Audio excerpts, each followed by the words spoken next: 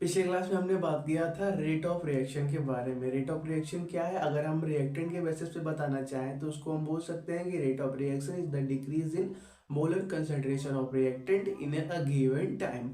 अगर हम प्रोडक्ट के बेसिस पे बताना चाहें तो हम क्या बोलेंगे? Rate of reaction is the increase in molar concentration of product in a given time. ठीक है, तो थोड़ी सी बात कर लेते हैं उसके यूनिट के बारे में, फिर बात कर लेंगे हम रिलेटिव रेट ऑफ रिएक्शन के बारे में। ठीक है, तो देखो, अगर हम क्या करें मोलर कंसंट्रेशन को, ठीक है, हमने क्या बोला कि जो आपका रेट ऑफ रिएक्शन है उसको अगर हम रिएक्टेंट के बेसिस पे बताते हैं तो कैसे बताते हैं?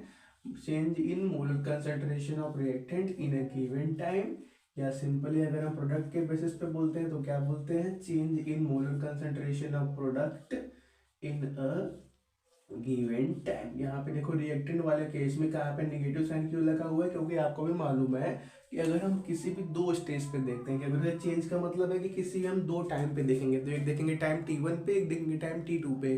और T2 क्या होगा? T1 से ज्यादा होगा। T2 क्या होगा? T1 से ज्यादा होगा, तो T2 पे जो आर्क कंसंट्रेशन है वो और कम हो जाएगा। तो कहने का मतलब जो इसका फाइनल माइनस इनिशियल होगा वो कैसा आएगा? एक निगेटिव नंबर आएगा। और निगेटिव को पॉजिटिव बनाने के लिए, पॉजिटिव क्यों बनाने के लिए? क्योंकि रेट ऑफ रिएक्शन मतलब जो भी रेट होता है वो हमेशा पॉजिटिव होता है। तो उसको पॉजिटिव बनाने के लिए हम यहाँ पे एक निगेटिव मल्टीप्लाई करते हैं, इसलिए यहाँ पे एक निगेटिव आया है। और देखो यहाँ प्रोडक्ट में क्या है? निगेटिव साइन नहीं आया, सिर्फ पॉजिटिव आया है। क्योंकि देखो इसका जो T2 की होगा T1 से बड़ा होगा, और जो इसका आगे वाला कंसंट्रेशन होगा वो पिछले वाले कंसंट्रेशन के मुकाबले ज्यादा होगा। ठीक है, इसलिए हमने क्या किया हुआ, यहाँ पे प्लस का साइन लगाया हुआ है, यहाँ पे माइनस का साइन लगाया हुआ है। ठीक है, तो अगर हम क्या करें मोलर कंसंट्रेशन को, ये जो स्क्वायर ब्रैकेट होता है ये क्या? मोलर कंसंट्रेशन डिनोट करता है। ठीक है, अगर हम मोलर कंसंट्रेशन को मोल पर लीटर के अंदर ले और जो आपका टाइम है उसको सेकंड के अंदर ले, ठीक है, तो जो हमारा रेट का यूनिट बनता है वो क्या बनता है? मोल पर लीटर पर सेकंड। क्या बनता है? मोल पर लीटर पर सेकंड बनता है। ठीक है, आप क्या करोगे? मोल पर लीटर तो है, सेकंड को भी ऊपर ले जाओगे तो ऐसे बन जाएगा। ठीक है, तो देखो ये हो गया unit of rate of reaction के बारे में। ठीक है, अब बात करते हैं रिलेटिव रेट ऑफ रिएक्शन के बारे में। रिलेटिव रेट ऑफ रिएक्शन के बारे में। रिलेटिव का मतलब ना किसी एक के रिस्पेक्ट में दूसरे के बारे में बात करना। ठीक है, किसी एक चीज के रिस्पेक्ट में, मान लो एक रिएक्टेंट हो गया, किसी एक प्रोडक्ट के रिस्पेक्ट में दूसरे के बारे में बात करना। ठीक है, इसको क्या करते हैं कि एग्जांपल से समझते हैं। सपोज कर लो हमारे पास है नाइट्रोजन डाइऑक्साइड है और फ्लोरीन गैस है। ठीक है, ये भी नाइट्रोजन डाइऑक्साइड भी गैस ही है, इसको भी लिख लो, सभी के फेस को लिख लो। ठीक है, या फ्लोरीन ये भी गैस है। हमने इनको मिलाया और बनाया नाइट्राइल फ्लोराइड, यानी NO2F, इसको क्या बोलते हैं? Nitrile fluoride. ये भी क्या है? गैस स्टेज में है। ठीक है, इसको बैलेंस कर दो, 2NO कर दो। ठीक है, अब क्या हो गया? ये बैलेंस हो गया, 2NO F2, यहाँ पे 2 लगाओ तो 2N हो गया। ओ कितना है? 4 है, 4 हो गया, और 2 फ्लोरीन। ठीक, ये बैलेंस हो गया। ठीक है, तो देखो हमने क्या किया, 2 मोल नाइट्रोजन डाइऑक्साइड लिया, 1 मोल फ्लोरीन लिया, तो हमको क्या मिल गया? 2 मोल नाइट्राइल फ्लोराइड मिल गया। ठीक है, तो अगर हम क्या करें, इसका रेट ऑफ रिएक्शन लिखना चाहें, रेट ऑफ रिएक्शन, तो हम क्या कर सकते हैं? अगर अगर रिएक्टेंट के बेसिस पे लिखना चाहें तो क्या लिखेंगे? Is the decrease in molar concentration of fluorine in a given time, in a given time. ठीक है, तो हम इसको कैसे लिख सकते हैं? इसको माइनस ऑफ मोलर कंसंट्रेशन मान लेते हैं। कोई एक टाइम T1 है जिसपे फ्लोरीन का मोलर कंसंट्रेशन F2I है, और कोई एक टाइम T2 मान लेते हैं जिसपे हमारा फ्लोरीन का कंसंट्रेशन F2F है। T2 मतलब क्या? आगे का टाइम। ठीक है, यहाँ पे एक बात नोट कर लो, जो आपका T2 है क्या है? T1 से ज्यादा है, तो ये F2 स्मॉल f का मतलब फाइनल, मतलब कुछ टाइम आगे के बाद। और T1 का मतलब यहाँ पे जो I लिखा हुआ है मतलब कि फ्लोरीन का मोलर कंसंट्रेशन इनिशियल टाइम पे। ठीक है, तो अगर हम क्या करें, चेंज के बारे में बात करें, कितना चेंज हुआ होगा, तो देखो टाइम के बारे में बात करें तो डेल्टा टी किसके बराबर होगा? आपका जो डेल्टा टी है वो फाइनल माइनस इनिशियल, करने का मतलब T2 माइनस T1 के बराबर होगा। और अगर हम मोलर कंसंट्रेशन के अंदर कितना चेंज हुआ उसके बारे में बात करें, करने का मतलब change in molar concentration of F2 के बारे में बात करें, तो वो किसके बराबर होगा? F2F माइनस F2I के बराबर होगा। ठीक है, तो सिंपली हम लिखते हैं इसको कैसे, negative of change in molar concentration of fluorine upon change in time. ठीक है, अब एक बात नोट करो इस इक्वेशन के अंदर कि जब भी क्या हो रहा है, एक मोल फ्लोरीन यूज हो रहा है, क्या एक मोल फ्लोरीन यूज हो रहा है, तो हमारे पास 2 मोल नाइट्राइल फ्लोराइड बन रहा है। ठीक है, क्या बोला, जब एक मोल फ्लोरीन कम हो रहा है तो 2 मोल बन रहा है। ठीक है, तो देखो हम क्या करते हैं, इसको किस तरह से लिख सकते हैं कि जो आपका rate of disappearance of fluorine है, rate of disappearance of fluorine है, वो क्या है, आधी टाइम है किसके मुकाबले, rate of appearance of nitryl fluoride के मुकाबले। ठीक है, क्या है, is half times rate of appearance. Appearance का मतलब आना, आना को मतलब क्या, जो चीज बन रहा है, कौन बन रहा है, ये प्रोडक्ट बन रहा है। ठीक है, rate of appearance of nitryl fluoride, nitrile fluoride. ठीक है, ये बात क्लियर हुआ। या हम इसको प्रोडक्ट के बेसिस पे बात करें तो कैसे बोलेंगे कि जो आपका प्रोडक्ट है, मतलब नाइट्राइल फ्लोराइड है, जब वो 2 मोल बन रहा है तो हमारा पास जो रिएक्टेंट है कौन सा, फ्लोरीन है, वो क्या 1 मोल कम हो रहा है। तो इसको प्रोडक्ट के बेसिस पे कैसे बोलोगे कि जो आपका rate of appearance of nitryl fluoride है वो क्या है, rate of disappearance of fluorine के मुकाबले दोगुना है। क्या बोला, जो आपका rate of appearance of nitryl fluoride, इसको भी लिख लो। ठीक है, इसको भी आप लिख लो। हम चलो कहाँ लिखे, चलो यहाँ पे लिख लेते हैं। ठीक है, कि जो आपका rate of appearance of nitryl fluoride है, ये N2F है, वो क्या है, rate of disappearance of fluorine के मुकाबले डबल है, is double as compared to क्या, rate of disappearance of fluorine. ठीक है, ऐसे लिख सकते हो। ठीक है, अगर हम इसी को क्या करें, एक सिंपल इक्वेशन के फॉर्म में लिखना चाहे तो हम क्या लिख सकते हैं, डेट इज जो आपका rate of disappearance of fluorine है, करने का मतलब ये negative of delta F2 upon delta T is equal to delta fluorine, मतलब ये नाइट्राइल फ्लोराइड, मतलब क्या, change in molar concentration of nitryl fluoride in a given time. ठीक है, इन अ गिवन टाइम, जो हमने बात किया कि जो आपका टाइम t1 है उस पर फ्लोरीन F2 का कंसंट्रेशन F2I है, तो मान लेते हैं उसी टाइम t1 पे जो आपका नाइट्राइल फ्लोराइड है उसका कंसंट्रेशन क्या हो जाएगा, NO2FI बन जाएगा। और ऐसे ही जब टाइम हमारा T2 चलेगा तो उस टाइम पे जो आपका नाइट्राइल क्लोराइड का कंसंट्रेशन क्या बन जाएगा, NO2F बन जाएगा। ठीक है, तो इसमें भी चेंज कितना हुआ, टाइम का चेंज T2 माइनस T1 हुआ, और इसके मोलर कंसंट्रेशन में कितना चेंज हुआ, इसका कंसंट्रेशन माइनस इसका कंसंट्रेशन, वही बात है। तो हम देखो इसको इस तरह से लिख सकते हैं, लेकिन अभी भी इसमें भी प्रॉब्लम है। क्या प्रॉब्लम है, क्योंकि हमने देखा कि अगर हमने क्या किया, रिएक्टेंट के बेसिस पे बात किया, तो जो आपका rate of disappearance of fluorine है वो क्या है, रेट ऑफ अपीयरेंस के मुकाबले आधा है। रेट ऑफ अपीयरेंस किसका, नाइट्राइल फ्लोराइड के मुकाबले आधा है। या प्रोडक्ट के बेसिस पे बात करें जो आपका नाइट्राइल क्लोराइड का अपीयरेंस है, मतलब जो आने का उसका संभावना है, वो क्या है, फ्लोरीन के मुकाबले डबल है। फ्लोरीन जितने तेजी से कम हो रहा है, तो आपका नाइट्राइल क्लोराइड क्या कर रहा है, उसके दोगुने स्पीड से क्या कर रहा है, बन रहा है। ठीक है, तो हम क्या करते हैं, इसको बैलेंस करने के लिए नाइट्राइल क्लोराइड के साइड में क्या कर लेते हैं, हाफ से डिवाइड कर देते हैं। ठीक है, अब हाफ से डिवाइड कर दिए तो अब क्या हो गया, ये रिएक्शन बैलेंस हो गया कि हमारे पास अगर इसका 1 मोल कम होगा, इसका 1 मोल कम होगा तो इसका 1 मोल बनेगा। देखो यहाँ पे क्या है, 2 लिखा हुआ था, तो टू को हमने हटा सही करने के लिए क्या कर दिया, 1/2 से डिवाइड कर दिया। ठीक है, अब ये ओवरऑल क्या डिनोट करता है, ओवरऑल डिनोट कर रहा है 1 मोल डिनोट कर रहा है। ठीक है, कि जब भी ये 1 मोल कम होगा तो ये क्या होगा, 1 मोल बनेगा। अभी देखो क्या दिख रहा है कि ये 1 मोल कम होगा तो यहाँ पे क्या होगा, आपका 2 मोल बनेगा।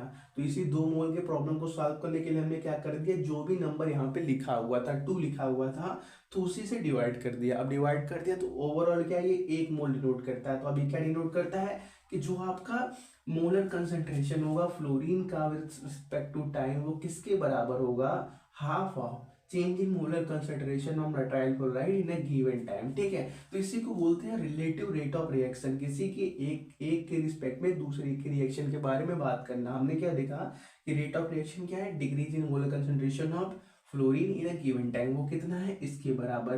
तो इसी के हम किसके बराबर लिख सकते हैं, प्रोडक्ट के मोलर कंसंट्रेशन के हिसाब से भी लिख सकते हैं। उसको किसके बराबर लिख सकते हैं, half of change in molar concentration of nitrile chloride in a given time. ठीक है, तो देखो हम क्या करते हैं, एक जनरल सा केस बना देते हैं कि अगर हमारे पास कोई भी एक रिएक्शन आ जाए जिसके अंदर कुछ भी अलग अलग लिखा हो, तो उसके लिए हम क्या कर सकते हैं, एक पार्टिकुलर सा रेट ऑफ रिएक्शन लिख सकते हैं। ठीक है, आप इसको नोट करो पहले। तो देखो हम कोई भी एक जनरल सा केस बना लेते हैं, मान लेते हैं हमारे पास चार चीजें हैं। ठीक है, मान लो हमारे पास ए और बी रिएक्टेंट है और सी और डी क्या प्रोडक्ट की साइड में है। ठीक है, तो मान लेते हैं ए का जो मोल है वो स्मॉल ए है और जो बी का मोल है वो स्मॉल बी है।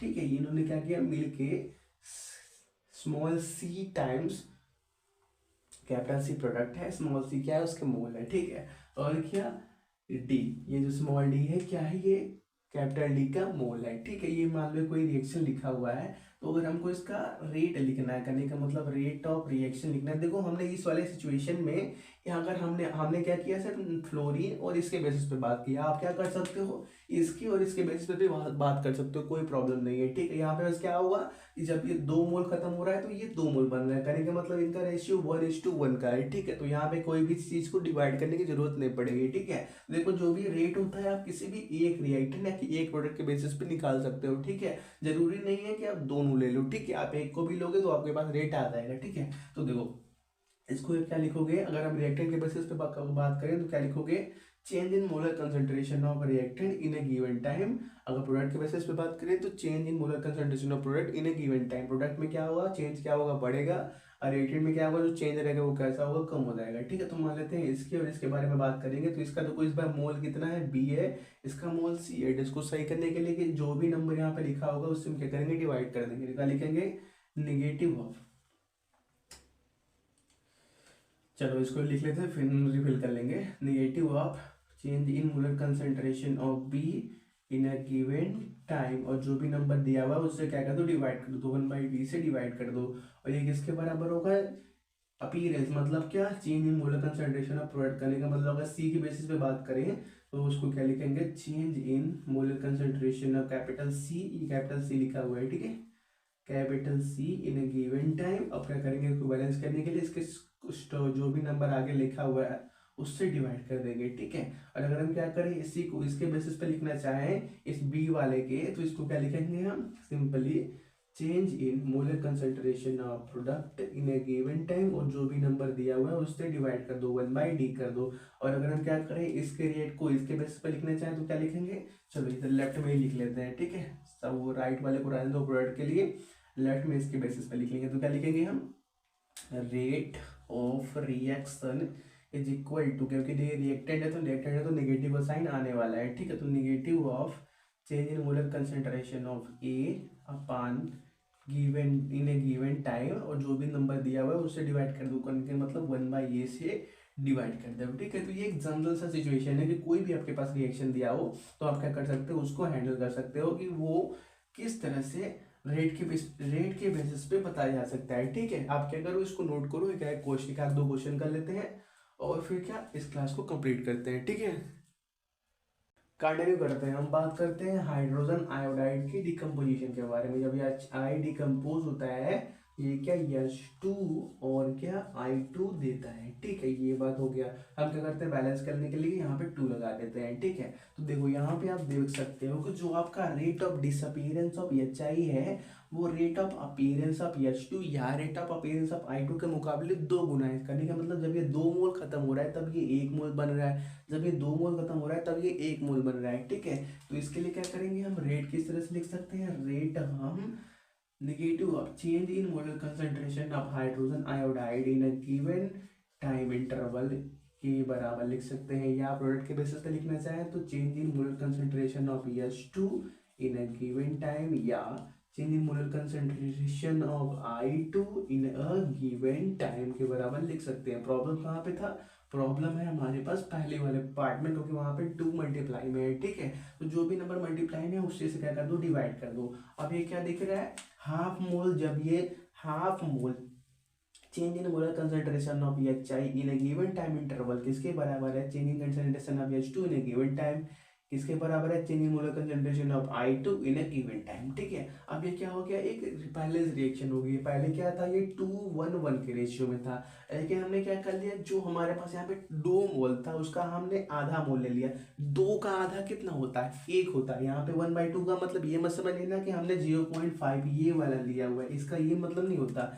इसका मतलब होता है कि जो भी आपने रिएक्शन में लिया था, जो भी रिएक्शन में लिया था उसका आधा, ठीक है। 1/2 का मतलब इसका, इस 2 का आधा, 2 का आधा कितना हो गया, 1 हो गया। तो अब ओवरऑल ये क्या दिख रहा है, ओवरऑल ये 1 दिख रहा है। ये 1 और ये 1 तो है ही, यहाँ पे 1, यहाँ पे 1 तो है ही, लेकिन ये क्या दिख रहा है, ये 0.5 नहीं, ये दिख रहा है 2 का 1/2 करने का मतलब ये ओवरऑल 1 दिख रहा है, ठीक है। अब क्या हो गया, ये रिएक्शन बैलेंस हो गया। देखो जो भी आपके पास क्वेश्चन मिलेंगे, आप उसके अंदर आपको जो चेंज होगा ना, ये मोलर कंसंट्रेशन वो दिया रहेगा, ठीक है। आपको क्या करेंगे, कभी कभी कभी कभार ये दे देंगे और ये दे देंगे, टाइम पूछ लेंगे, कभी कभार ये दे देंगे और क्या ये दे देंगे, और हो सकता है ये भी दे दे और इसका टाइम पूछ ले। कहने का मतलब हो सकता है ये 1/2 को गायब कर दें, ठीक है। तो आपको इन सब बात को भी याद रखना पड़ेगा, ठीक है। तो हम क्या करते थे, इसको रोकते हैं और फिर क्या कुछ क्वेश्चन कर लेते हैं नेक्स्ट क्लास के अंदर, ठीक है। इस क्लास में बात करते हैं कुछ इंपॉर्टेंट मल्टीपल चॉइस क्वेश्चन के बारे में। जैसे देखो हमारे पास एक क्वेश्चन दिया है, in the reaction A+2B arrow 3C+D, हमने A+2B मिलाया तो हमको ये प्रोडक्ट मिल गया, ठीक है। तो हमको ये चेक करना है कि इन चारों में से, ठीक है, which of the following expression does not correctly describe change in concentration of various species as a function of time. इनमें से बस ये देखना है कि हमको कौन सा गलत है, ठीक है। तो देखो पिछले क्लास में हमने देखा था रिलेटिव रेट ऑफ रिएक्शन के बारे में, क्या हम किसी एक के रिस्पेक्ट में दूसरे का रेट बता सकते हैं, ठीक है। तो हम क्या करते हैं, पहले इस रिएक्शन के लिए रेट ही लिख लेते हैं, ठीक है। तो रेट किसके बराबर होगा, यहाँ पे देखो रिएक्टेंट है तो क्या होगा, minus of change in concentration of A with respect to time, ये किसके बराबर होगा, यहाँ पे देखो ये भी क्या है, रिएक्टेंट है, तो ये भी क्या होगा, जो भी चीज मल्टीप्लाई में हो वो क्या नीचे आ जाएगी। तो 2 मल्टीप्लाई में था तो 2 नीचे आ गया, लेकिन ये रिएक्टेंट है तो यहाँ पे एक माइनस का साइन। माइनस का साइन क्यों होता है, क्योंकि रिएक्टेंट में जो कंसंट्रेशन चेंज होता है वो फाइनल उनका कंसंट्रेशन क्या हो जाता है, कम हो जाता है, इनिशियल ज़्यादा रहता है। इसीलिए रेट को बैलेंस करने के लिए, मतलब रेट हमेशा एक पॉजिटिव क्वांटिटी होती है, इसलिए उसको माइनस से मल्टीप्लाई करा जाता है, ठीक है। और क्या होगा, dB/dt, और ये किसके बराबर होगा, प्रोडक्ट का है। यहाँ पे क्या है 1/3, यहाँ पे 3 मल्टीप्लाई में तो 1/3 हो जाएगा, ठीक है, dC/dt। और ये किसके बराबर है, ये आपका फर्दर है, यहाँ पे D change in concentration of capital D/dt के बराबर है, ठीक है। तो हमको इन चारों में चेक करना है। तो पहले में उसने C का कंसंट्रेशन और A का कंसंट्रेशन को कंपेयर किया हुआ है, ठीक है। तो C को देखो और A को देखो, तो देखो अगर हम dC/dt लिखना चाहें तो क्या करेंगे, 3 को उधर मल्टीप्लाई कर देंगे तो क्या मिल जाएगा, -3dA/dt, मतलब ये बात हमारे पास सही है। तो ये हमारे पास रेट का एक्सप्रेशन सही लिखा हुआ है, तो ये हमारा करेक्ट ऑप्शन नहीं हुआ। हमको क्या जो करेक्ट नहीं है वो वाला निकालना है, ठीक है। तो उसको छोड़ दो, यहाँ पे D को और C को कंपेयर किया है, ठीक है। तो उसने क्या किया हुआ है, dC/dt का वैल्यू निकाला है, तो किसके बराबर हुआ, 3 मल्टीप्लाई में हो जाएगा किसके साथ, D के साथ, तो 3 dd/dt dC/dt, ये भी बात सही है। तो ये हमारा ऑप्शन नहीं चूज करने वाला नहीं है, ठीक है। यहाँ पे देखो इसमें B और C को कंपेयर किया हुआ है, ठीक है। तो देखो इसने क्या किया हुआ है, 3 इधर मल्टीप्लाई कर दिया, 2 इधर मल्टीप्लाई कर दिया, तो क्या लिखा हुआ है, 3 dB/dt -2 dC/dt, मतलब ये भी सही है एक्सप्रेशन। तो ये हमारा ये ऑप्शन हम चूज नहीं करेंगे। अब यहाँ पे देखो B को देखो और A को देखो, तो B इसने dA/dt लिखा हुआ है, ठीक है। तो dA/dt लिखा है तो माइनस का साइन मल्टीप्लाई करोगे किधर, यहाँ पे इधर से मल्टीप्लाई करोगे, ठीक है। तो माइनस इधर में मल्टीप्लाई करोगे तो माइनस माइनस क्या हो जाएगा, इधर प्लस हो जाएगा, ठीक है। तो देखो होगा क्या, ये 1/2 नीचे ही रहने वाला है, लेकिन इसने क्या कर दिया, ऊपर लिख दिया, ठीक है। इसलिए क्या होगा, ये हमारे पास एक्सप्रेशन गलत है, तो ये हमारे पास करेक्ट रिलेशन, ये करेक्ट ऑप्शन आ जाएगा, ठीक है। इसको नोट करो।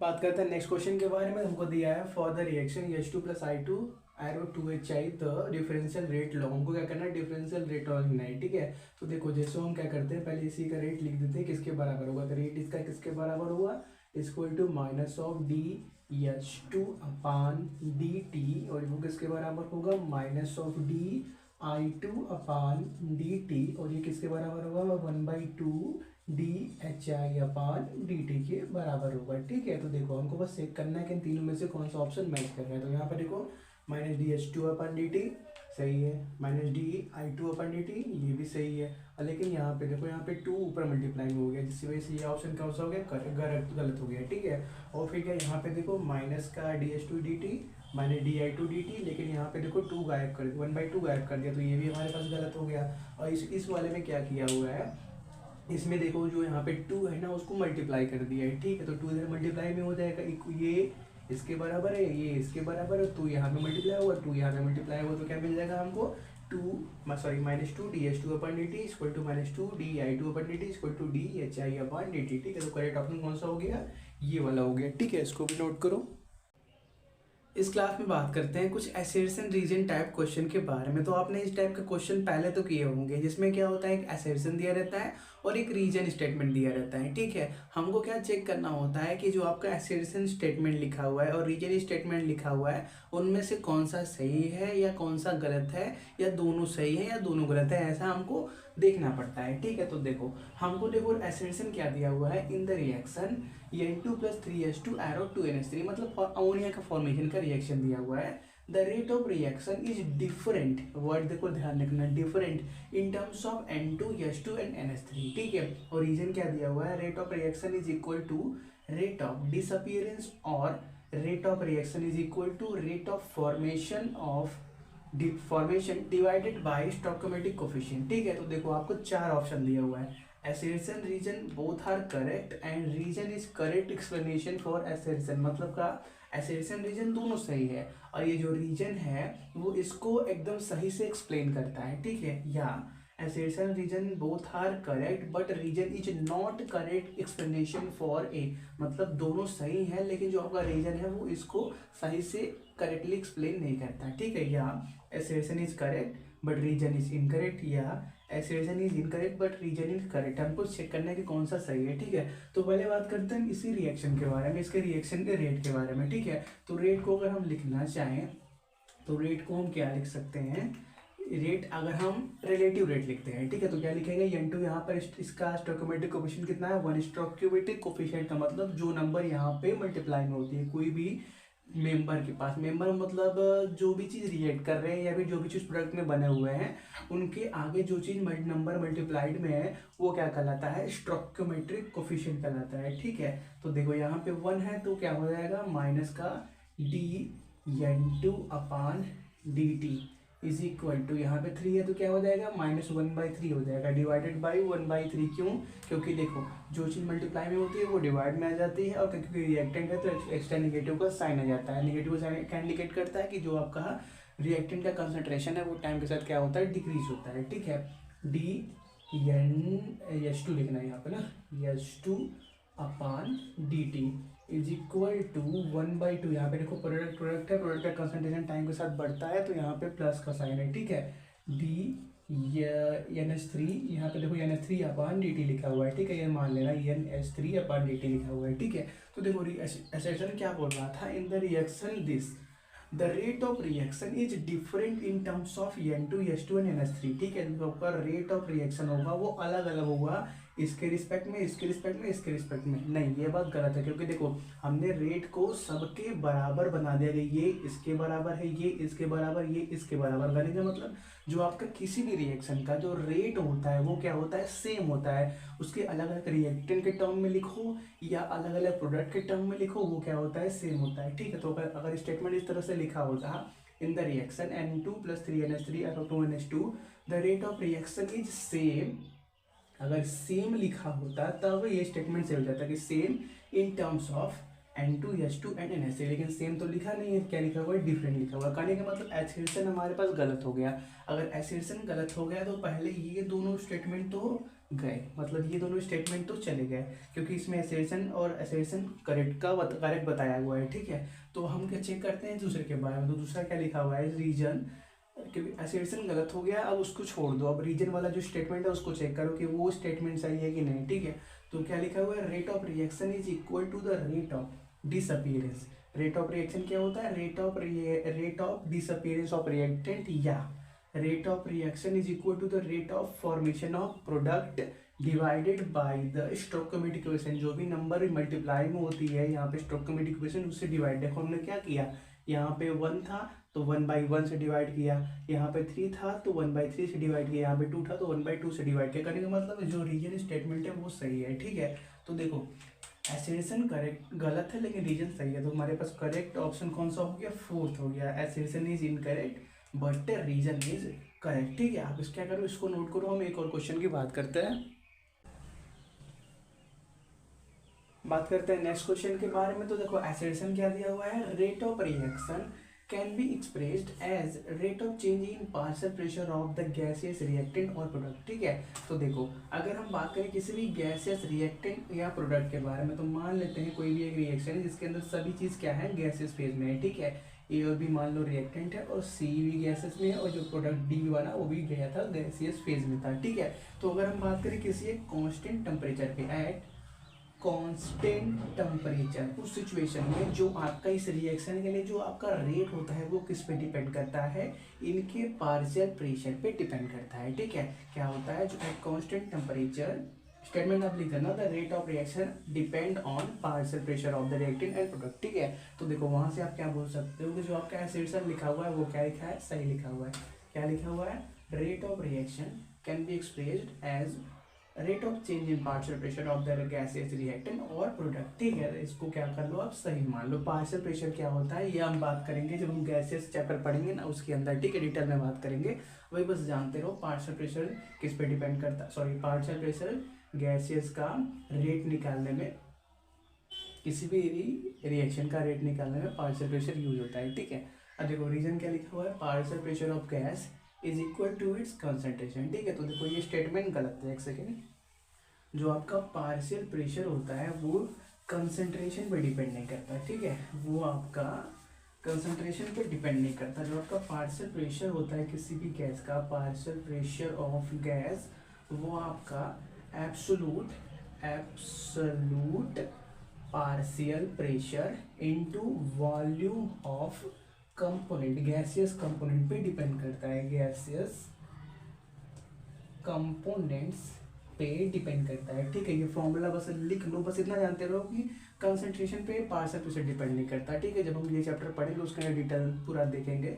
कहने का मतलब जो रीजन है वो हमारे पास गलत है, ठीक है। तो देखो assertion is correct but reason is incorrect, हमारे पास कौन सा सही ऑप्शन है, थर्ड, ठीक है। नोट करो, हमको क्वेश्चन दिया फॉर अ हाइपोथेटिकल रिएक्शन जिसके अंदर हमारे पास आर क्या हो रहा है, प्रोडक्ट के अंदर कन्वर्ट हो जा रहा है, ठीक है। तो यहाँ पे जिसका रेट कैसे दिया हुआ है, -TR/dt से दिया हुआ है, ठीक है। तो इसके अंदर ये जो नेगेटिव का साइन है, यहाँ पर रेट एक्सप्रेशन के अंदर ये जो नेगेटिव का साइन है वो क्या इंडिकेट करता है, ये पूछता है, ठीक है। तो देखो जैसे हम बात करते हैं रिएक्टेंट का प्रोडक्ट में कन्वर्जन के बारे में, तो जब टाइम क्या होगा, 0 होगा, तो जो चीज़ होगा सब रिएक्टेंट का कंसंट्रेशन होगा, प्रोडक्ट का कंसंट्रेशन 0 होगा। और जैसे जैसे टाइम आगे बढ़ेगा तो प्रोडक्ट का कंसंट्रेशन बढ़ता रहेगा और रिएक्टेंट का कंसंट्रेशन कम होता रहेगा। तो अगर हम बात करें रिएक्टेंट के अंदर चेंज के बारे में, चेंज इन कंसंट्रेशन के बारे में, तो देखो इससे इनिशियली क्या था, वो अपने मैक्सिमम कंसंट्रेशन पे था, टाइम आगे बढ़ रहा है तो उसका कंसंट्रेशन कम हो रहा है, तो फाइनल माइनस इनिशियल करोगे तो क्या मिलेगा, आपको एक नेगेटिव क्वांटिटी मिलेगी। लेकिन रेट कैसा होता है, रेट हमेशा पॉजिटिव मेजर किया जाता है। रेट मतलब क्या, किसी भी चीज़ की स्पीड बोल दो तो वो हमेशा हम पॉजिटिव ही बताते हैं। निगेटिव स्पीड का मतलब कुछ नहीं होता, निगेटिव स्पीड का मतलब डिक्रीज बोल सकते हो। लेकिन कोई अगर बोल दे कि कोई बाइक -5 किलोमीटर पर आवर से चल रही है तो इसका कुछ मतलब नहीं होता। आप ऐसा बोल सकते हो कि कोई भी बाइक है वो 100 किलोमीटर पर आवर से चल रही थी, उसने क्या किया, अपना स्पीड -5 किलोमीटर पर आवर कम करना स्टार्ट कर दिया, ऐसा बोल सकते हो। लेकिन सिर्फ ऐसा बोलना कि बाइक -5 किलोमीटर पर आवर से चल रही है, ये गलत बात है। उसी तरह रेट को भी निगेटिव बताना गलत बात है, ठीक है। इसलिए हम क्या करते हैं, एक एक्स्ट्रा निगेटिव मल्टीप्लाई करते हैं उसके चेंज को पॉजिटिव बनाने के लिए। तो देखो ये जो हमारे पास dR/dt है वो एक निगेटिव क्वांटिटी आ रही है, तो उसको रेट को पॉजिटिव बनाने के लिए हमने एक्स्ट्रा एक निगेटिव मल्टीप्लाई कर दिया है, ठीक है। तो देखो ये जो निगेटिव होती है वो क्या इंडिकेट करता है कि जो आपका कंसंट्रेशन है वो टाइम के साथ कम हो रहा है, उसको बैलेंस करने के लिए, मतलब रेट को सही करने के लिए हमने एक्स्ट्रा निगेटिव मल्टीप्लाई किया हुआ है। तो देखो हम क्या बोल सकते हैं, ये जो निगेटिव वो क्या इंडिकेट करता है, decrease in concentration of reactant with time. ठीक है, ये क्या करता है, इंडिकेट करता है। अगर हम बात करें इन सभी ऑप्शन के तो यहाँ पे क्या लिखा हुआ है, decrease in rate with time. देखो रेट का मतलब कुछ नहीं होता है, ठीक है, आप जो भी बात करोगे इनके ऊपर बात करोगे, इनके कंसंट्रेशन के ऊपर बात करोगे, ठीक है। तो देखो जो रेट होता है वो किस पे डिपेंड करता है, इनके कंसंट्रेशन पे डिपेंड करता है। तो डायरेक्टली रेट के बारे में बात करना गलत है, ठीक है। अगर देखो यहाँ पे बात किया है रिवर्सिबल के बारे में, तो रिवर्सिबल का एरो ये होता है, लेकिन यहाँ पे देखो सिंगल एरो है, तो इसका तो कोई का सवाल ही नहीं उठता, और नॉन ऑफ दिस का तो सवाल ही नहीं उठता, ठीक है, नोट करो। बात करते हैं नेक्स्ट क्वेश्चन के बारे में। हमको दिया गया है for the reaction Hg plus Cl2 arrow HgCl2, इसके लिए जो रेट ऑफ रिएक्शन होगा वो किससे दिया जाएगा, पहले, दूसरे, थर्ड या फोर्थ से, ठीक है। तो देखो अगर इसके लिए हम रेट ऑफ रिएक्शन लिखें तो रेट इसका किसके बराबर होगा, इसका, देखो कि ये दोनों रिएक्टेंट है तो यहाँ लगेगा निगेटिव साइन, क्या, change in concentration of Hg, और क्या, अपान चेंज इन टाइम, और ये किसके बराबर होगा, minus of change in concentration of Cl2 in given change in time, और ये किसके बराबर होगा, प्रोडक्ट के बेसिस पे लिखे तो प्रोडक्ट में क्या होगा, प्लस का साइन रहेगा, change in concentration of HgCl2 in a given interval of time, ठीक है। जो अगर अपने ऑप्शन को हम चेक करें तो ये तीनों हमारे पास करेक्ट है, मतलब करेक्ट ऑप्शन कौन सा हो जाएगा, डी, ऑल ऑफ दिस, ठीक है। और देखो हमारे पास ये जो तीसरा क्वेश्चन है इसके अंदर क्या दिया हुआ है, कोई भी एक रैंडम से रिएक्शन हो रहा है A+B, जिससे क्या C+D बन रहे हैं, तो उसके लिए क्या किया उसने 4 कर्व बनाया है, ठीक है। तो आपको वो कर्व फाइंड करना है जो क्या डिपिक्ट करता है variation of concentration of product, जो क्या प्रोडक्ट का कंसंट्रेशन जो चेंज हो रहा है उसको डिपिक्ट करता है, ठीक है। तो देखो पहला कर्व कौन सा है, ये वाला, दूसरा कौन सा है, ये स्ट्रेट वाला, तीसरा कौन सा है, ये वाला, और चौथा कौन सा है, ये जो हल्का सा ऐसे कर्व की तरह 4 बार मूव किया वो है चौथा कर्व, ठीक है। तो देखो अगर हम बात करें प्रोडक्ट के बारे में तो प्रोडक्ट का कंसंट्रेशन क्या होता है, टाइम के साथ बढ़ता है, ठीक है। देखो पहले कर्व की बात करें तो पहले कर्व का कंसंट्रेशन इस शुरुआती जब टाइम क्या है, 0 है तो मैक्सिमम है, और जैसे जैसे टाइम आगे बढ़ रहा है आपका कंसंट्रेशन क्या हो रहा है, पहले कर्व का कम हो रहा है, कहने का मतलब ये कर्व किसका रहा होगा, कुछ रिएक्टेंट का रहा होगा, ठीक है। और देखो बात करें दूसरे कर्व के बारे में तो ये क्या हो रहा है, एकदम डायरेक्टली स्ट्रेट बढ़ रहा है, तो उसके बारे में हम कुछ बोल नहीं सकते, ठीक है। अगर हम बात करें तीसरे कर्व के बारे में तो तीसरा कर्व हमारा क्या है, 0 से स्टार्ट हो रहा है और कुछ टाइम के बाद जाके इक्विलिब्रियम स्टेट अचीव कर रहा है। देखो कोई भी प्रोडक्ट होता है शुरुआत में क्या होता है, उसका कंसंट्रेशन 0 होता है, और जैसे जैसे टाइम बढ़ता है उसका कंसंट्रेशन क्या होता है, बढ़ने लगता है। तो कहने का मतलब हमारे पास करेक्ट ऑप्शन कौन सा हो जाएगा, ये थर्ड, ये जो थर्ड हमारे पास आपके पास देखो ऑप्शन दिए रहेंगे, ए क्या पहला कर्व, बी क्या दूसरा कर्व, सी तीसरा कर्व, या डी चौथा कर्व, ठीक है। तो आपका करेक्ट ऑप्शन कौन सा होगा, थर्ड वाला, क्योंकि थर्ड क्या कर रहा है, कंसंट्रेशन ऑफ प्रोडक्ट को डिपिक्ट कर रहा है, ठीक है, इसको नोट करो। बात करते हैं नेक्स्ट क्वेश्चन के बारे में। तो हमको क्या दिया हुआ है, सल्फर ट्राइऑक्साइड के फॉर्मेशन का रिएक्शन दिया हुआ है, जिसके अंदर सल्फर डाइऑक्साइड ऑक्सीजन के साथ रिएक्ट करके सल्फर ट्राइऑक्साइड बना लेता है, ठीक है। The rate of reaction can be expressed as ये, जब हम क्या करेंगे रेट ऑफ रिएक्शन को इसके टर्म में लिखेंगे तो हम इतने के बराबर लिख सकते हैं, ठीक है।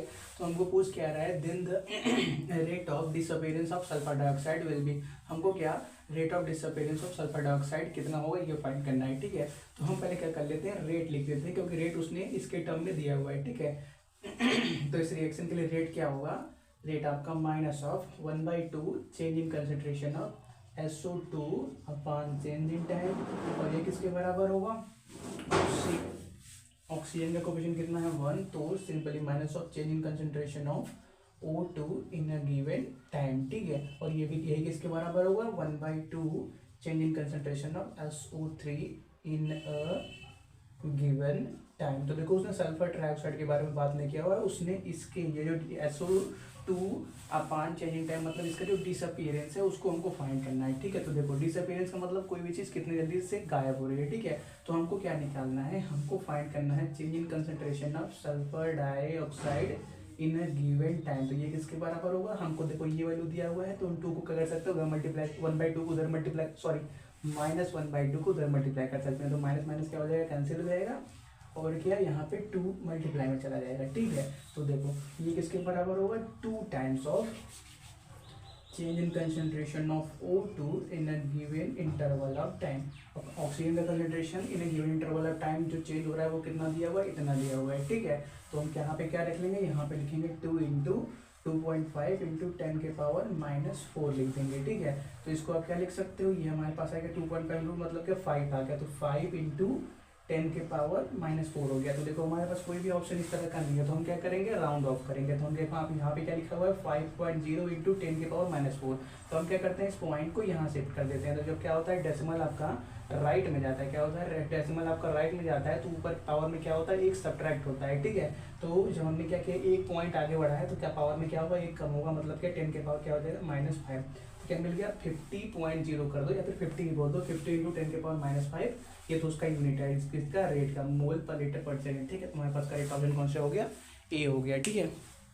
हमको क्वेश्चन दिया है, in the following reaction x से एरो वाई बी, एक्स क्या है, ए के मोल है और वाई क्या है, बी के मोल है, ठीक है। इसके अंदर, इस रिएक्शन के अंदर हमको log base 10 minus D V upon D T किसके बराबर है, log base 10 D B upon D T plus 0.310 इसके बराबर है, दिया हुआ है, ठीक है। तो ये ए और बी क्या होंगे, हमको वो फाइंड करना है। ए और बी रिस्पेक्टिवली कैन बी ये या ये, ठीक है।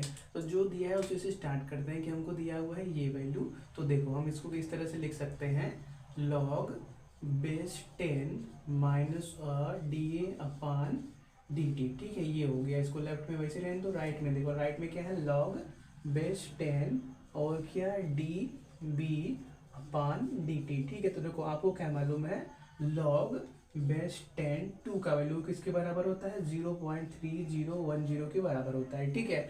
तो यहाँ पे हम क्या यूज कर सकते हैं, यहाँ पे हम log बेस 10 2 यूज कर सकते हैं, ठीक है। log base 10 2 use, log 2 to the base 10 कैसे बोला जाता है यार, चलो log बेस 10 2 ऐसे, ठीक है, जैसे बोला जाता है आप समझ लेना, ठीक है। तो ये हो गया, ठीक है। तो देखो यहाँ पे क्या बन रहा है, log m plus log n का फॉर्मूला बना, तो हम क्या कर सकते हैं, log m प्लस n को, log m प्लस n को क्या लिख सकते हैं, simply log m into n लिख सकते हैं, ठीक है। तो देखो बेस 10 भी है, उसको याद रखना, log बेस 10, तो इसको हम क्या कर लिखेंगे, साथ में लिख लेंगे m इंटू n के फॉर्म में, ठीक है।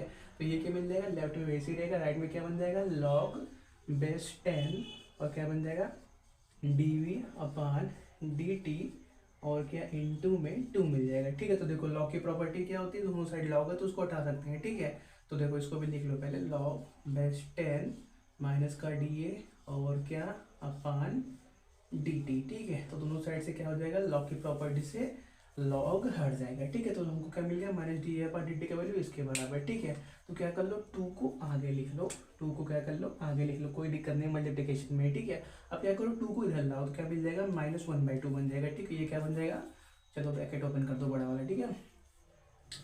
माइनस का 1/2, इधर -1 था तो 2 को हमने इधर लाया, क्या बन गया, -1/2 D upon D T equal to इतना बन गया। इसको बना दो कोई इक्वेशन नंबर 1, ठीक है। तो देखो हमने क्या पढ़ा हुआ है, रिलेटिव रेट ऑफ रिएक्शन के टाइम जो भी चीज़, जैसे मान लेते हैं यक्स की जगह ये जो यक्स की जगह हमारे पास 3 है और y की जगह 2 है, तो जब भी हम रेट लिखते हैं तो 3 क्या आता है, नीचे आता है, 2 भी क्या होता है, नीचे आता है, क्योंकि ये रिएक्टेंट की बात चल रही है तो यहाँ पे नेगेटिव का साइन होगा, ये प्रोडक्ट की बात चल रही है तो यहाँ पे क्या होगा, प्लस का साइन होगा, ठीक है। तो देखो यहाँ पे क्या लिखा हुआ है, -1/2 D upon D T equal to D B upon D T, ठीक है। तो उसके लिए हम रिएक्शन क्या लिख सकते हैं, ये 2 नीचे कैसे आया होगा, जब क्या होगा, ए के साथ 2 मल्टीप्लाई में रहा होगा, ठीक है, 2a एरो b, क्योंकि b के साथ 1/1 मल्टीप्लाई में, तो सिंपली b अकेला है और ये ऐसे है, ठीक है। तो हमको बस चेक करना है, ठीक है, बस अपने a और b की जगह ये या ये रख के चेक करना है कि कौन सा बैलेंस इक्वेशन बन रहा है, ठीक है। तो देखो हमको क्या मिल गया, x का वैल्यू 2 और y का वैल्यू 1 मिल गया, उसको हमको फाइंड भी नहीं करना था, हमको a और b का वैल्यू फाइंड करना था, ठीक है। तो देखो अगर हम a की जगह क्या रखते हैं, ये रखते हैं, b की जगह ये रखते हैं, ठीक है। तो देखो क्या बनेगा, 2 टाइम्स ऑफ C2H2 एरो और क्या C6H6, ठीक है। ये इक्वेशन बैलेंस है, 2 2 4 बैलेंस नहीं है, 4 मतलब कि यहाँ पे कार्बन की संख्या भी ज़्यादा है, हाइड्रोजन की संख्या भी बहुत ज़्यादा है, मतलब ये रिएक्शन बैलेंस नहीं है। कहने का मतलब पहला ऑप्शन करेक्ट नहीं हो सकता, ठीक है। फिर क्या करते हैं, ए की जगह ये लेते हैं, बी की जगह ये लेते हैं, तो क्या है 2, ए की जगह C2H4 और बी की जगह क्या है C4H8 है। अब देखो 2 2 4 4 2 8, ये रिएक्शन बैलेंस है, कहने का मतलब जो ए और बी फास्ट चार्ज कर रहे थे वो कौन से हैं, ये और ये हैं, ठीक है। इनको नोट करो। बात करते हैं नेक्स्ट क्वेश्चन के बारे में। तो हमको एक रिएक्शन दिया हुआ है कि आपका N2O5 2N2O5 arrow 4NO2 plus O2, जब आपका 2 मोल N2O5 डिकम्पोज होता है तो 4 मोल NO2 और 1 मोल ऑक्सीजन गैस रिलीज करता है, ठीक है। तो इस रिएक्शन के लिए जो आपका N2O5 का इनिशियल कंसंट्रेशन दिया हुआ है वो 3.00 मोल पर लीटर दिया हुआ है, तो जो दिया हुआ है उसको साथ साथ लिखते रहते हैं कि molar concentration of N2O5 initial कितना दिया हुआ है 3.00 मोल पर लीटर। मोल पर लीटर का मतलब कैपिटल एम, मोलरिटी का यूनिट क्या होता है मोल पर लीटर, तो कैपिटल एम, ठीक है। जो या फिर मोल पर लीटर लिखना है तो वही लिख दो, चलो ठीक है, कोई दिक्कत नहीं है, मोल पर लीटर, क्योंकि क्वेश्चन में उसने वो दिया है तो वही यूज कर लेते हैं, ठीक है। और फिर क्या है, इसी का कंसंट्रेशन N2O5 आफ्टर 30 मिनट वो कितना हो जा रहा है 2.75 मोल पर लीटर हो जा रहा है, 2.75 मोल पर लीटर हो जा रहा है, ठीक है। तो हमको क्या निकालना है, rate of formation of NO2, हमको NO2 का रेट ऑफ फॉर्मेशन फाइंड करना है, ठीक है। तो देखो जो रिएक्शन दिया हुआ है, पहले उस रिएक्शन के लिए हम रेट लिख देते हैं, ठीक है। तो देखो रेट किसके बराबर होगा, -1/2 change in concentration of N2O5 upon change in time is equal to 1/4 change in concentration of NO2 in given time interval, जो भी चेंज होगा देख लेंगे, is equal to 1/1 change in concentration of O2 in a given interval of time, ठीक है। तो oxygen का हमको काम नहीं है तो उसको हटा ही दो, क्योंकि उसने सिर्फ क्या ये इसका दिया हुआ है, ये change in rate of formation of NO2 पूछ रहा है, ठीक है।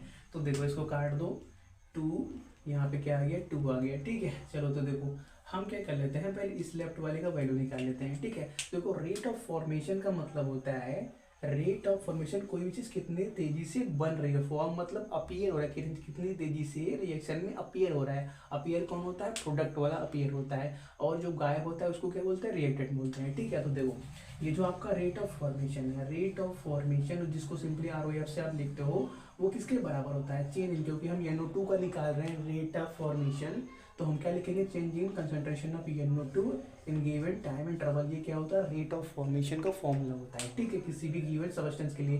देखो कोई भी गिवन सबस्टेंस है, मान लेते हैं कोई भी रिएक्शन हो रहा है x + y, एरो क्या बन गया, कुछ मोल ले लेते हैं, ठीक है। मान लो 2x है, 3y है, 4z बन गया, ठीक है। अगर आपको पूछे rate of formation of z, तो आप क्या लिखोगे, simply change in concentration of z in a given time interval. ये जो 4 होगा उसको रेट लिखने के बाद क्या करोगे, मल्टीप्लाई कर दो रिएक्टेंट साइन, जैसे हमने क्या कर लिया, ये 1/2 यहाँ पर है ना, तो हमको क्या निकालना है, रेट ऑफ फॉर्मेशन, मतलब सिर्फ इतना चाहिए, तो ये क्या करेंगे 2 को इधर मल्टीप्लाई कर देंगे, ठीक है। ऐसे होता है, ठीक है। तो देखो इसको हटा दो, हम इसी का वैल्यू निकाल लेते हैं। देखो चेंज का मतलब फाइनल माइनस इनिशियल होने वाला है, ठीक है। तो हमको वो सब वैल्यू पता है, बस पुट करना है। तो माइनस ऑफ जिसका इस N2O5 का कंसंट्रेशन 30 मिनट बाद कितना था, मतलब फाइनल कंसंट्रेशन 2.75, और शुरुआत में कितना था उसका 3.00, और क्या कितना टाइम के अंदर 30 मिनट के अंदर, ठीक है। यूनिट भी लिख लें, चलो लिख लेते हैं मोल पर लीटर, और नीचे क्या आएगा सेकेंड आएगा, ठीक है। नीचे भी लिख लो, टाइम मिनट में दिया हुआ है, 30 मिनट दिया हुआ है ना, 30 मिनट दिया हुआ है, तो मिनट में लिखो। तो देखो यहाँ पे क्या आ गया 0 पॉइंट क्या आ गया 0.25 आ गया, और यहाँ पे निगेटिव साइन एक आने वाला है, वो बाहर वाले निगेटिव साइड क्या हो जाएगा, प्लस हो जाएगा, और नीचे क्या है 30 है, ठीक है। तो हमारे पास इतना मिल गया, तो उसको हटा देते हैं, ठीक है, नोट कर लो। तो कितना मिला 0.25 अपॉन 30 मिला, ठीक है। इतना इसको सॉल्व करके निगेटिव साइन को लेके इतना हमने सॉल्व कर दिया, एक इसके बराबर है, इसके बराबर, तो 2 को क्या कर दो, इधर मल्टीप्लाई कर दो, तो 2 × इतना is equal to change in concentration of NO2 in a given time interval, rate of formation, यही हमको क्या करना था, फाइंड करना था, तो बस इसको सिंप्लीफाई कर दो, वो तो सिंपल मैथ्स है, ठीक है। 2 को मल्टीप्लाई करोगे इसमें क्या हो जाएगा, ये 5 हो जाएगा, तो सॉरी कितना था 0.25 करना, तो 0.5 मिल जाएगा, एक सेकेंड कंटिन्यू करते हैं, ठीक है। तो यहाँ पे 0.5 हो गया, क्या कर दो, ये क्या लिखा हुआ है 0.550 ऐसे लिखा हुआ है, सपोज कर लो, क्या कर दो डेसिमल को 2 पॉइंट आगे कर लो, ठीक है। तो क्या हो जाएगा, ये डेसिमल 1 पॉइंट 2 पॉइंट, मतलब डेसिमल यहाँ से गायब होकर यहाँ पे आ जाएगा। देखो लिखा क्या था 0.5 अपॉन 30 लिखा हुआ था, तो उसके आगे 0 लिख दो, कोई मतलब नहीं, इसका ओवरऑल मतलब 0.5 भी लिखा हुआ है। हमने क्या कर दिया, डेसिमल यहाँ से यहाँ पे कर दिया, तो कितने पॉइंट शिफ्ट किया 1 2, जितने पॉइंट शिफ्ट करते हो उतना ही 10 के पावर में क्या होता है, निगेटिव में जाता है। तो 2 पॉइंट शिफ्ट किया तो इसके मल्टीप्लाई में क्या करोगे 10 के पावर -2, ठीक है। ऐसा क्यों किया, क्योंकि 0 से 1 0 कैंसिल हो जाएगा। अब 5/3 आराम से आप कर सकते हो, 5/3 कितना आएगा ये 1.666 ऐसे ही आता रहेगा, तो हम नियरली 1.66 लिख लेते हैं, ठीक है। तो कितना हो जाएगा हमको, change in concentration of NO2 upon change in time, मतलब क्या, rate of formation of NO2 कितना आ जाएगा 1.666। चलो लास्ट में 7 कर लो, उसको हटा दो, ठीक है। एक एवरेज मान लेते हैं, ठीक है। यूनिट लिख लो मोल पर लीटर, और क्या टाइम क्या था मिनट के अंदर, तो पर मिनट, ठीक है, पर मिनट। ये क्या हो गया, rate of formation of NO2 आ गया, ठीक है, नोट करो।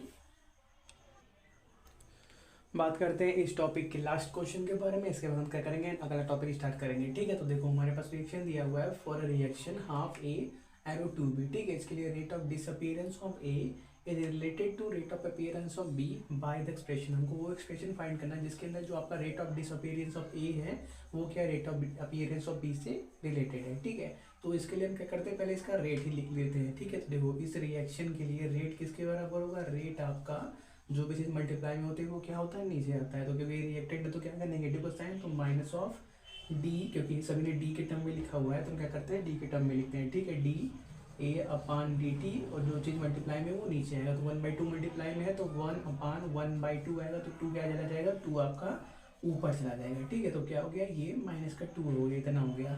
और ये किसके बराबर होगा, ये आपका बी क्या है, 2b है, तो क्या हो जाएगा, ये 1/2 डी बी अपान डी टी हो जाएगा, ठीक है। तो उसने पहले ऑप्शन में क्या दिया हुआ है, d A upon, sorry minus का d A upon d t के फॉर्म में रिलेट किया हुआ है, और इसमें भी किया हुआ है। तो हम क्या कर लेते हैं, माइनस जो, सॉरी माइनस का इधर ही लगने देते हैं, और 2 को इधर मल्टीप्लाई करेंगे तो क्या बन जाएगा, ये 4 बन जाएगा, ठीक है। तो देखो पहले में यहाँ पे 1/2 आ गया है, दूसरे में 1/4, तो करेक्ट ऑप्शन कौन सा हो गया, सेकेंड हो गया, ठीक है।